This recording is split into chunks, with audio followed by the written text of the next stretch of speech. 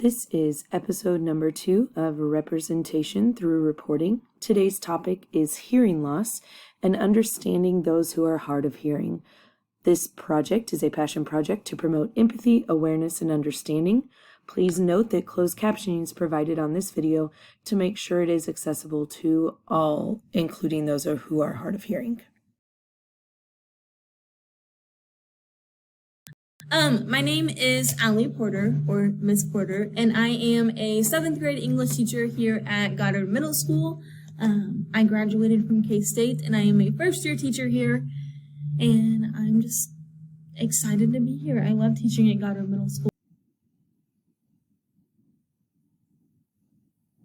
I wish people knew that I am a hard of hearing person with a medium to severe hearing loss. And throughout my life, I've had to encounter some difficulties with my education, interacting with people, and I've also had to build up some strengths that other people may not realize that I am capable of. Because I am hard of hearing, some strengths that I have are I am really great at reading lips. That is actually how I learned how to talk, by reading my mom's lips because I couldn't actually hear her. And then I am also really good at reading like body signals and body cues to be able to tell if someone is asking me a question or if they're trying to get my attention or if kids are being sneaky. I've learned to rely more on my vision than my hearing because my hearing will most likely fail me. So I am a very visual person, and I feel like that is a huge strength of mine.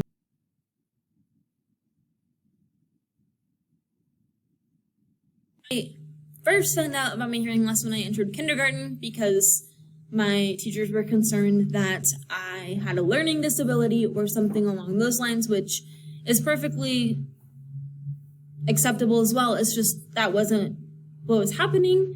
And so we got my hearing tested, and I failed my hearing tests. And then I went through this whole long process of figuring out why I was hard of hearing. And then I had hearing aids in elementary school, and then I stopped wearing them because kids were not very nice about it. And then when I was in college, I noticed myself straining a lot more to hear, and that my hearing had greatly decreased, and I went to the audiologist. It had greatly decreased, and now I wear hearing aids in both my ears again, which is a miracle. I always say that they're the best thing that ever happened to me. I cried when I got them because I could tell a complete difference between how my audiologist was talking to me prior to putting them in and then afterwards. They make a huge difference. I don't know how I would go back to hearing without them now that I know what I can hear now.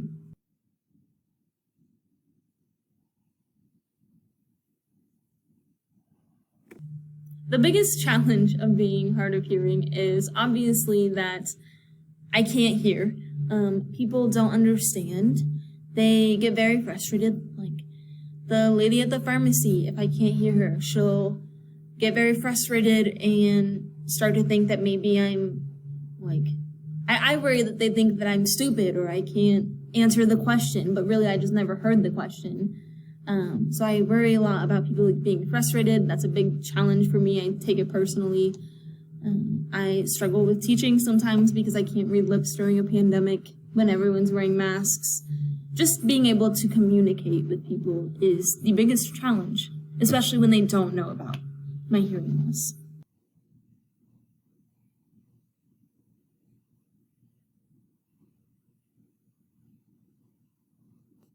Advice I would give. One, hard of hearing and or deaf people like to be called hard of hearing, not necessarily hearing impaired. Hearing impaired personally makes me feel like something is wrong with me, which technically it is, but no one wants to be reminded of that.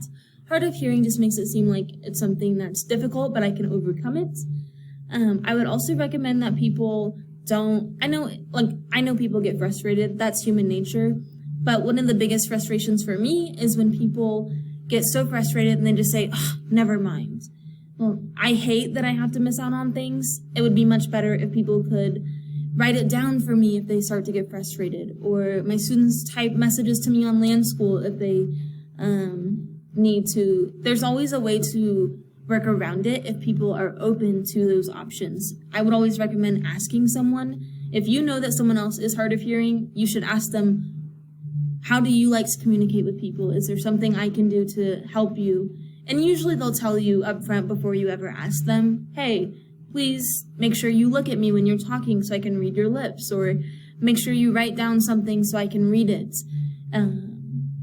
Basically just being open to adjusting how you communicate is all that I would recommend, so that people can communicate with me and I can communicate with them, because it is a challenge.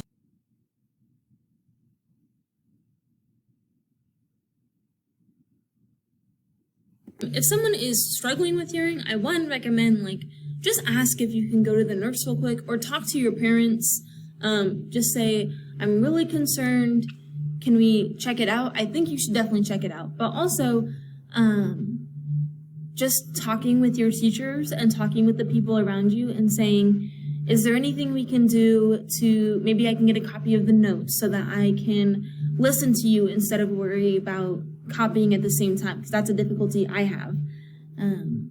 I almost guarantee you that most teachers are willing to help you if you just reach out. That's probably the biggest thing, is you have to take that responsibility. It's not something anyone can ever do for you, and it's very scary and very intimidating, but just reach out to a teacher, the counselor. Mrs. Waters, fantastic. The nurse, if you want to talk about something like that, your parents. We can all work together to make sure that you are, one, hearing like you're supposed to, make sure nothing's wrong, but also making sure that you're still able to get your education. That's kind of my story. Thank you for listening to Mrs. Porter's story. Stay tuned for the next story on representation through reporting. Everyone has a story. Will you share yours? Visit the resources tab at the Goddard Middle School website for more details. Stay tuned. We are growing empathy, awareness, and understanding, one story shared at a time.